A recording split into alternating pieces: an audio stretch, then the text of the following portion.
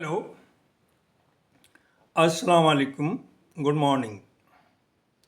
मैं प्रोफेसर शमीम अहमद अपने YouTube channel पर आप लोगों से मुखातिब हूँ। आज की बात में मैं बात करूँगा। आज 21 तारीख है, 21 मार्च 2025। परसों 19 तारीख में जो पंजाब दिल्ली बॉर्डर के ऊपर हुआ किसानों के साथ, उसके बारे में मैं बात करूँगा। अभी तक ये तो सभी को मालूम था कि आप is very close to RSS, और आप और बीजेपी में कुछ दिन पहले तक एक अंडरस्टैंडिंग थी। उसमें कोई बुरी बात नहीं है। हर पार्टी की, कम से कम आप पार्टी की एक आइडियोलॉजी है। दूसरी जो पार्टीज है, हमारी सो कॉल्ड सेकुलर पार्टीज, वो तो अपॉर्चुनिस्टिक पार्टीज है। उनका तो कोई आइडियोलॉजी है ही नहीं। तो जो लोग इस इशू के ऊपर केजरीवाल को क्रिटिसाइज करते थे या करते हैं, वो बहुत जायज़ नहीं। ये पॉलिटिक्स है।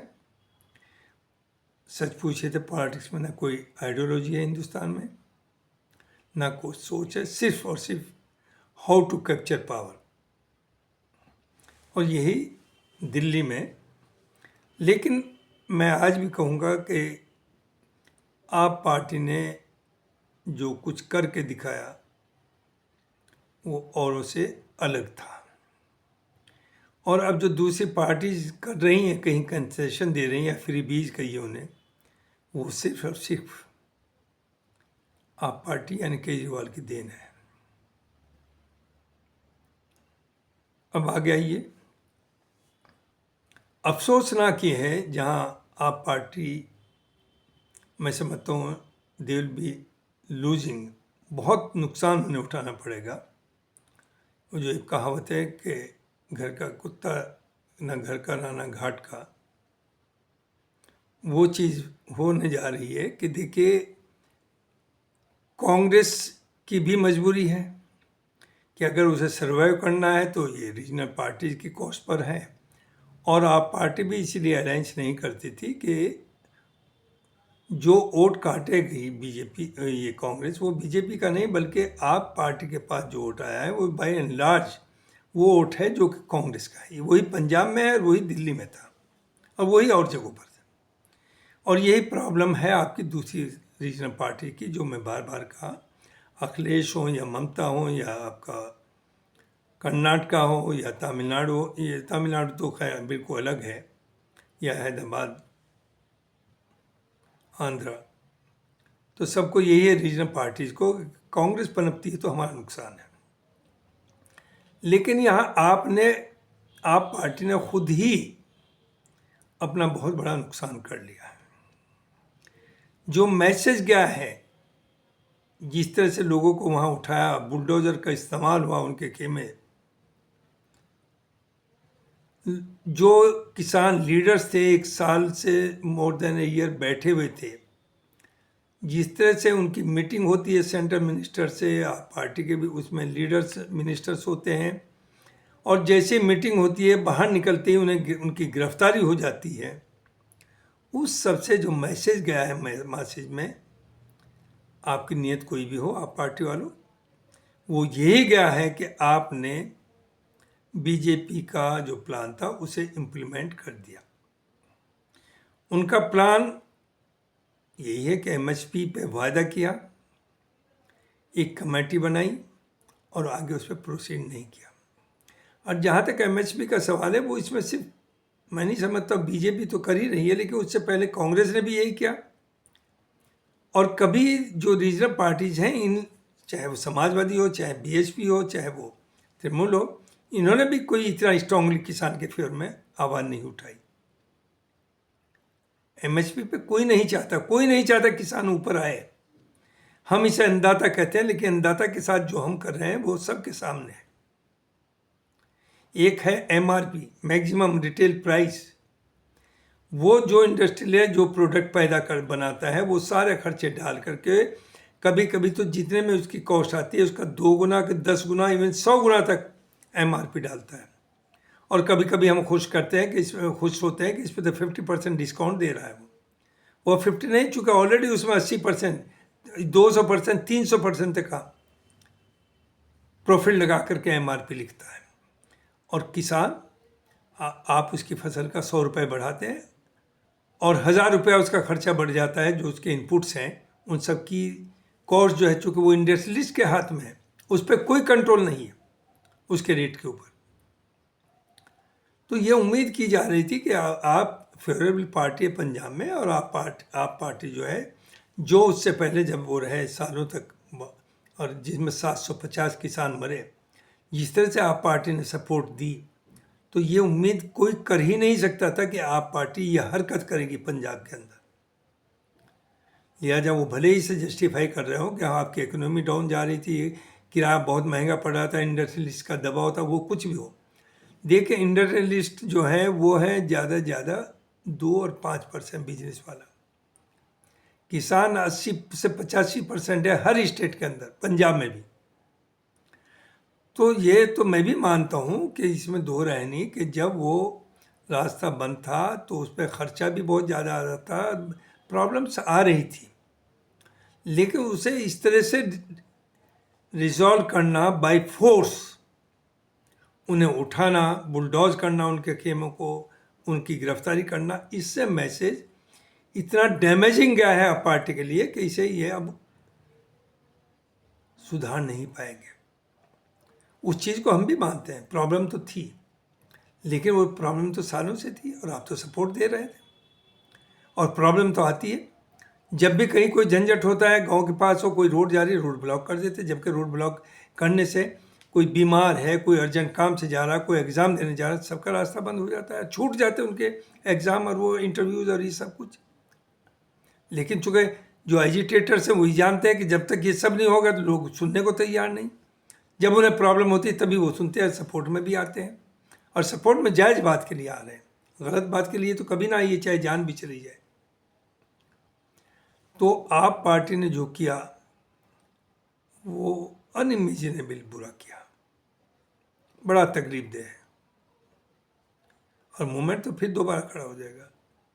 अब मुझे एक चीज़ पे हंसी भी आ रही है और सोच भी रहा हूँ कि उस पार्टी में संजय सिंह जैसे लीडर हैं। मैं समझता हूँ हिंदुस्तान में इस वक्त अगर 10 लोग बहुत अच्छे हैं बोलने वाले, तो उनमें से संजय सिंह भी एक है।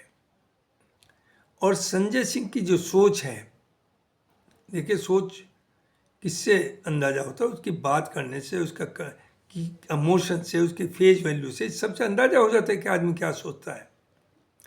संजय सिंह एक बहुत साफ सुथरा ईमानदार आदमी है, 100% सेकुलर आइडियोलॉजी का। ही is not man of RSS। Kejriwal को आप कह सकते हैं, केजरीवाल रहा RSS, लेकिन Sanjay Singh is not a man of RSS और BJP।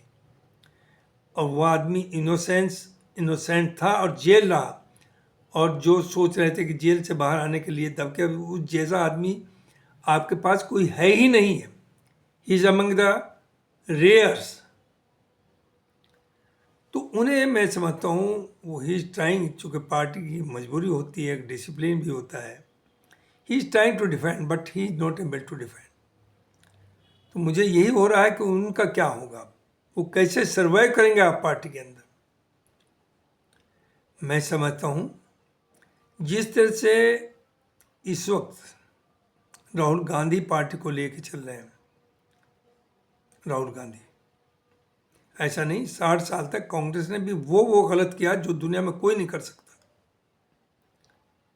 कांग्रेस ने भी खूब धोखाधड़ी सेकुलर के नाम पे की, और ख़ास तौर से मुसलमान को तो वोट बैंक बनाया, खूब मरवाया, कटवाया, कर्फ्यू लगाए, प्रॉपर्टी जलवा दी। बुलडोजर चला रहे हैं, वो आग लगवाते थे फैक्ट्रीज में, सब में।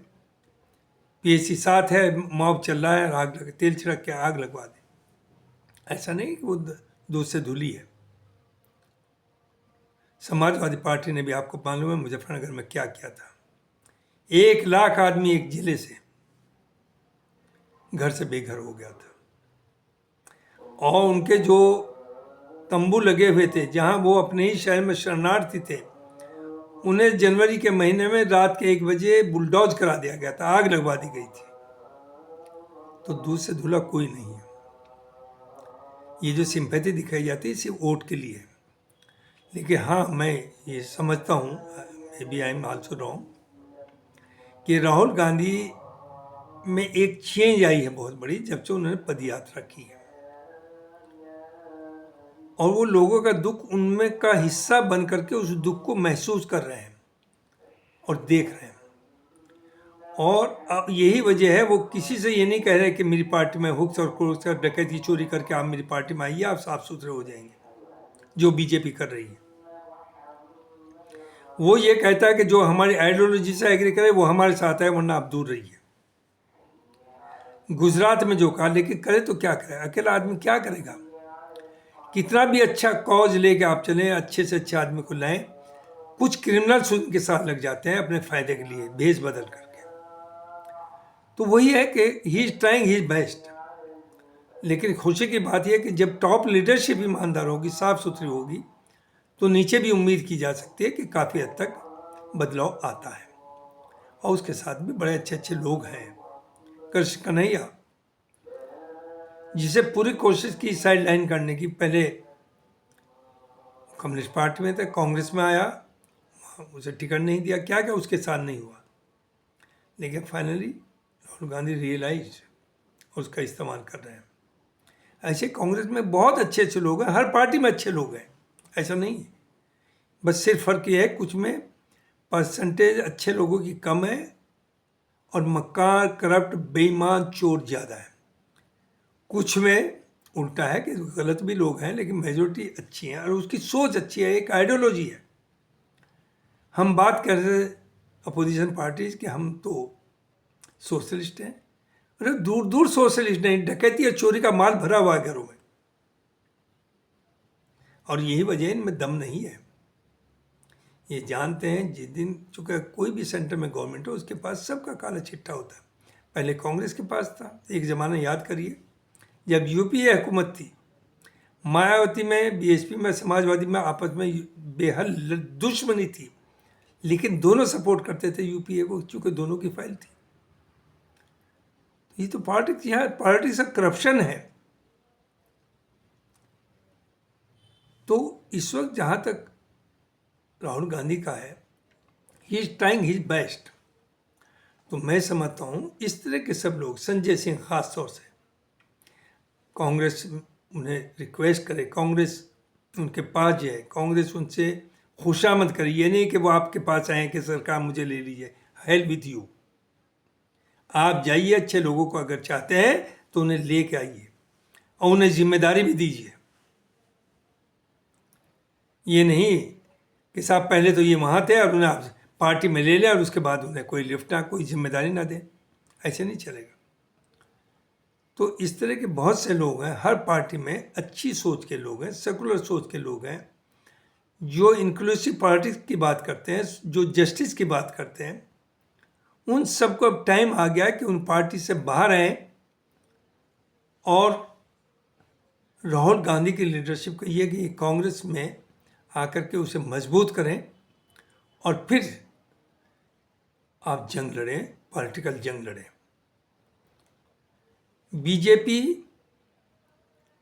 ने भी ऐसा नहीं सब बुरे काम किए हों, जो अच्छे काम है कोई भी पार्टी हो उसे सराहिए। आम आदमी पार्टी ने वो करके दिखाया जो कोई नहीं कर पाया। बीजेपी के टाइम में जो सड़कों का जाल बंधा, ये पहले भी कहा है कि जो हमारी रोड्स हैं they are at par with any develop countries, America हो, कनाडा हो, वहाँ से भी अच्छी आपकी रोड्स हैं। आप अलीगढ़ से लखनऊ जाइए, आप अलीगढ़ से देहरादून, हरिद्वार जाइए, रोड उस तरह की है जहाँ पहले 10-10 घंटे लगते थे, अब 3 घंटे लगते हैं, 4 घंटे लगते हैं। और चाय का कप अगर हाथ में ले लीजिए तो आप चाय गिरेगी नहीं। तो जो काम किए, डेवलपमेंट बहुत हो रहा है, लेकिन सिर्फ और सिर्फ ये गवर्नमेंट की जो समझदारी है वो ये है कि 80% लोगों को बिलो द पॉवर्टी लाइन ढकेल दीजिए, जो सिर्फ इस पे रहे खुश कि उन्हें 5 किलो, चूँकि लोग कहते हैं इलेक्शन के टाइम पर, अरे भाई हमें पेट भरने को ना दे रहा तो वोट हम क्यों नहीं देंगे, वोट तो हमें उसे ही देंगे। तो बजाय कुछ और ये मुल्क को डेवलप करने के लिए इतनी मेहनत करें, कोई ज़रूरत नहीं। सिर्फ 10% लोगों को डेवलप करना है और 20% के लिए मुल्क है जिनको सब फैसिलिटीज मिलेंगी और मिल रही हैं। बाकी 80% will be below the poverty line, जिन्हें खाने के लाले होंगे, कपड़े के लाले होंगे, एजुकेशन उन्हें नहीं मिलेगी, वो बाहरी जा रही, एम्प्लॉयमेंट उन्हें नहीं मिलेगा, और जाहिर है वो एक तरह से ग़ुलाम बन करके आपके रहेंगे। ये पॉलिसी है प्रेजेंट गवर्नमेंट की जो नज़र आ रही है। तो गवर्नमेंट खुद ही कह रही है, अब लोगों की समझ में आना शुरू हुआ है। मैं तो इसे 8 साल से कह रहा हूँ, 7 साल से। अब हर चैनल बोल रहा है कि ये जो 80-85 करोड़ को फ्री अनाज दिया जा रहा, इसका मतलब आप तो एडमिट कर रहे हैं कि more than 60% population is already below the poverty line, और किसान को 500 रुपया महीना दे रहे हैं, यानी उसे अन्नदाता कह रहे हैं, और है भी अन्नदाता। आप याद करिए उधर 55-56 उस तरफ अनाज की कमी हुई थी, अमेरिका से सड़ा गला अनाज आता था, उसे लोगों को खाना पड़ा, भूसा खाना पड़ा। ये किसान है जो ग्रीन रेवोल्यूशन लाया, जो आज हम 145 करोड़ का पेट भर रहे हैं और बाकी एक्सपोर्ट भी कर रहे हैं। This is only because of किसान। लेकिन आप उस किसान को भी दबा करके भिखारी बना के रख रहे हैं। MSP MRP के ऊपर मैं पहले भी वीडियो बना चुका हूँ और फिर बनाऊंगा। तो ये सब है। आप पार्टी, कांग्रेस भी वही है, जाहिर है कांग्रेस भी नहीं चाहेगी, अलायंस था, तो अब ना तो इंडिया गठबंधन का हिस्सा रह पाएगी। और जो आप पार्टी का ये था, आप पार्टी को भी एक खतरा ये भी था, जो सभी लोग कह रहे थे कि साहब अब दिल्ली के बाद पंजाब को बचाना मुश्किल है। तो शायद इन्होंने ये भी सोचा कि पंजाब की हुकूमत हमारी बच जाएगी। ये सब जो सेंट्रल गवर्नमेंट की स्कीम है उसे इम्प्लीमेंट करने में, यानी किसानों को वहाँ से ज़बरदस्ती उठाना, उन्हें जेल में भेजना। लेकिन ये भूल गए कि 80% वोटर जो है वो किसान है। फाइनली तो वोट मांगने उन्हीं के पास जाना है। ये इंडस्ट्रियल नहीं जिता पाएगा। इसमें फ़ायदा सिर्फ एक पार्टी का हुआ है, अगेन वो है कांग्रेस। अब पंजाब के अंदर कांग्रेस रूल करेगी और साथ साथ दिल्ली में भी अब कांग्रेस और बीजेपी के बीच में होगा। और कांग्रेस ने पहले भी 15-20 साल राज किया है। अब next government there is every possibility कि कांग्रेस की बनेगी दिल्ली में, चूँकि बीजेपी ने जो वायदे किए हैं टू काउंटर आप पार्टी केजरीवाल, वो वायदे पूरे नहीं करेगी, ना कर सकती है, चूँकि वो चाहते नहीं हैं। तो मुझे ये कहना था। बहुत बहुत शुक्रिया। Thank you very much for listening this. Okay sir.